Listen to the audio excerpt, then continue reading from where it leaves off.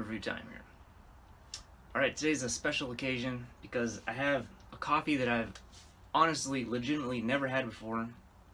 It's called Community Coffee, family-owned community coffee. It's decaf, and unlike a lot of my reviews where I'm just pretending to have never had it before, or sometimes I had a flavor that I've never had before, but I was, well acquainted with the brand, like the Taster's Choice, like Columbia or whatever, So even though I didn't exactly know, how good it was going to be, I had a certain kind of reasonable expectation of quality because I know that, for instance, Taster's Choice is all pretty good. This is a total crapshoot. I got this on the internet.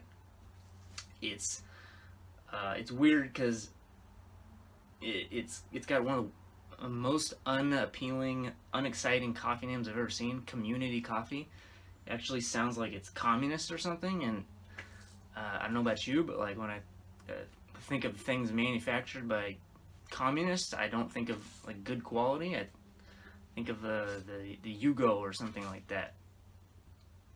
So this is truly, I have no idea what to expect. It's just, I haven't opened it yet. Just looking through the clear plastic container, it appears to be kind of like a Nescafe, where it's the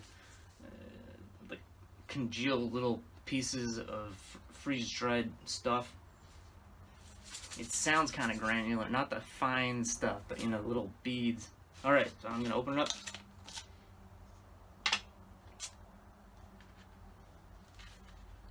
You can see here, can you? No, you can't. There you go. You can kind of see proof I haven't opened it yet. Okay, that's hard to open. No problem. Came prepared.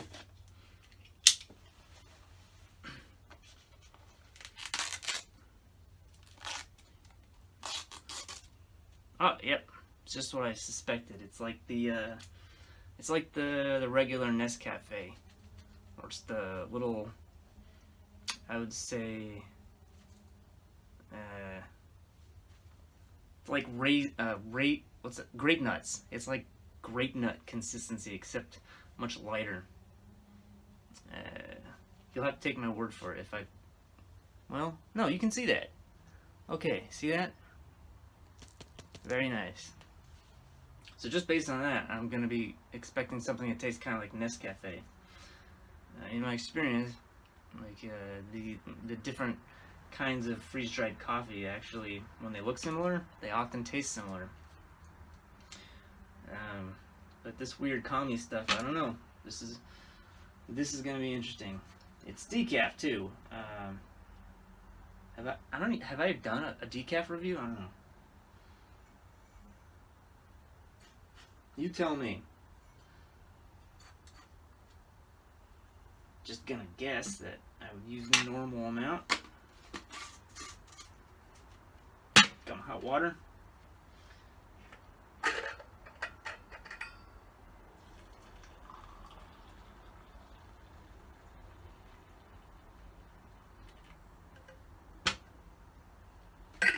Now, if you're wondering what the heck kind of structure this is I'm in, like what's this plywood behind me? Was he in a shed, tool shed or something? No, I'm in a suka. It's not Sukkot anymore, but the suka's still standing, so I thought, okay, good place to do a coffee review. And, okay, that is very hot, and I don't want to burn my mouth. That will ruin the review, so I am prepared. Brought a book, and thought I'd just read a little bit while the coffee's cooling off. Yeah, it's too hot. Too hot. Hope I made that strong enough. There's a little novel called Moby Dick by Herman Melville. May have heard of it. Just a short book. I figured we could probably finish it. Just kidding. I'm not gonna read the whole book. All right. So there's some intro here. Weird. Bunch of quotes. having to do with whales.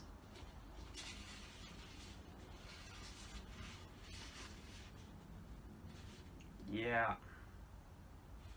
Extracts supplied by a sub-librarian. It will be seen that this mere painstaking burrower and grubworm of a poor devil of a sub-sub appears to have gone through the long Vaticans and street stalls of the earth, picking up whatever random allusions to whales he could anyways find in any book whatsoever, sacred or profane.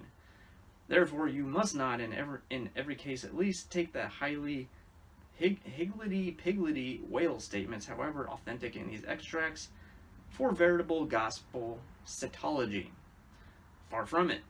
As touching the ancient authors generally, as well as the poets here appearing, these extracts are solely valuable or entertaining as affording a glancing bird's-eye view of what has been promiscuously said, thought, fancied, and sung of Leviathan by many nations and generations, including our own. Alright, I'm not going to read all these. I've read them. I've read this book. And if you're wondering, is this just going to turn into a book review where he reviews Moby Dick? It's not. But I do have an opinion, which I'm tempted to share, but I'm not. I'm gonna restrain myself.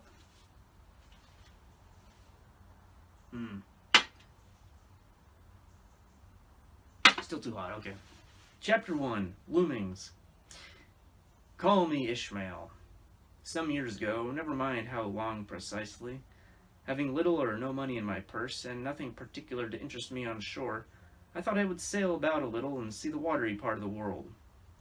It is a way I have of driving off the spleen and regulating the circulation. Whenever I find myself growing grim about the mouth, whenever it is a damp, drizzly November in my soul, whenever I find myself involuntarily pausing before coffin warehouses and bringing up the rear of every funeral I meet, and especially whenever my hypos gets such an upper hand of me that it requires a strong moral principle to prevent me from deliberately stepping onto the street and methodically knocking people's hats off, then I account it high time to get to sea as soon as I can. This is my substitute for pistol and ball. It's dark. With a philosophical flourish, Cato throws himself upon his sword. I quietly take to the ship. There is nothing surprising in this. If they but knew it, almost all men, in their degree, some time or other, cherish very nearly the same feelings towards the ocean with me. There now is your insular city of the Manhattoes, belted round by wharves as Indian Isles by coral reefs. Commerce surrounds it with her surf. Right and left the streets take you waterward. Its extreme downtown is the Battery, where that noble mole is washed by waves and cooled by breezes, which a few hours previous were out of sight of land. Look at the crowds of water gazers there. Circumambulate the city of a dreamy Sabbath afternoon. Go from Corlear's Hook to and I can't even pronounce that. Coenties Slip? Is this New York somewhere? Anyway, I don't know. Moby Dick, everyone. Okay, this should be cooled off by now. Alright, just going in.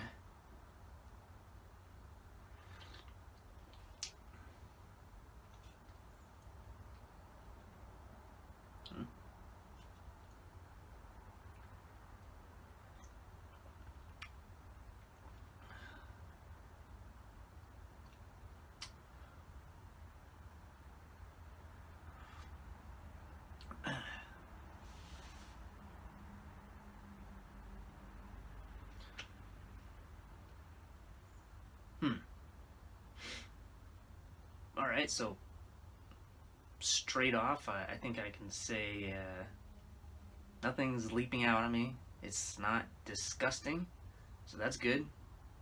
I know immediately if it was horrible. I've had coffee before that I just wanted to spit out immediately, and this does not elicit that response in me right now, so it can't be bad.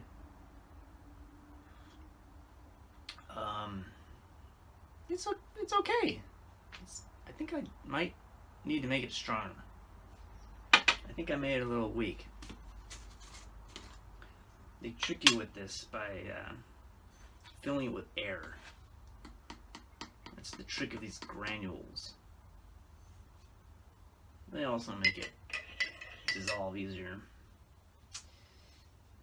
Alright, let's try that.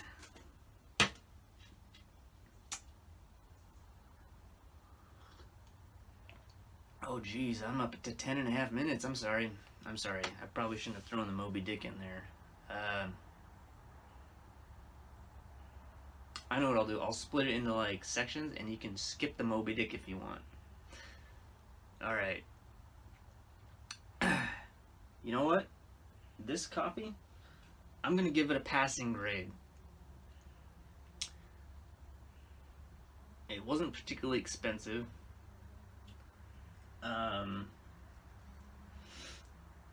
Where does this even come from? It's such a weird name. Community Coffee? Matt Saraj, 4th generation owner. Why don't they call it Swaraj Coffee? Actually sounds disgusting, that's why. Mexico. Okay, it's from Mexico. Our family story. Our family is passionate about making great tasting coffee. In 1919, my great-grandfather, Cap Saraj, and I don't know if that's a correct pronunciation of that name. It looks like sausage, but it's got an R instead of an S. My great-grandfather, Cap Saraj Sausage, discovered the secret of making our special coffee. He named it Community Coffee out of appreciation for his community of friends and the customers he served. Wow. Very creative. 4 generations later, our family is still active in selecting, roasting, and perfecting great tasting blends for coffee lovers everywhere. Our story continues at communitycoffee.com. Hey, there's a website. I guess I'll put a link in the thing. And you too can read about the family story of Community Coffee.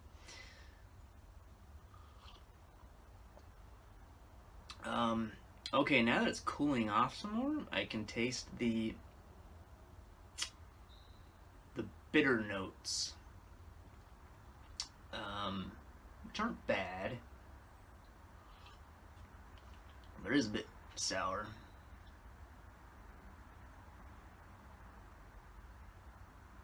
It's not bad. Some people might say it's good, actually. You know what? It's better than bad. It's good. I'm going to give this 3.7 thumbs. 3.7. All right. There you have it.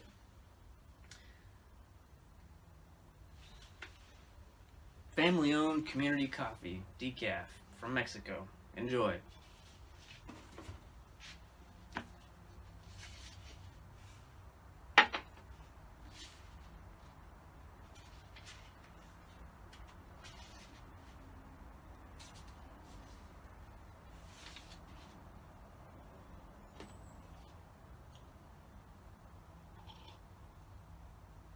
What are you still doing here? Go!